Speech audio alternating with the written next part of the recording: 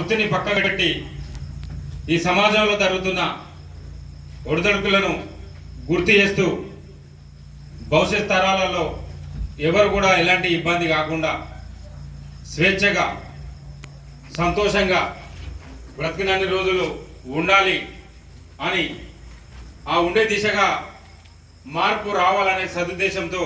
ఈ కళా ప్రదర్శన చేస్తున్న ఈ పోలీస్ సోదరులకు, అదేవిధంగా ఇంత గొప్ప కార్యక్రమానికి నడుం బిగించిన మన సిపి గారు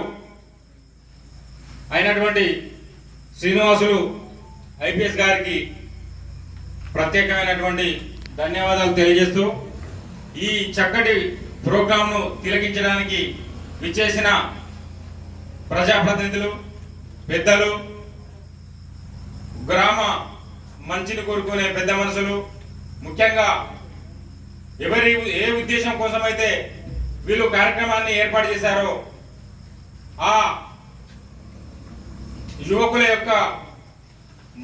యువకులకు మనోధైర్యాన్ని ఇచ్చి చైతన్యం చేయడానికి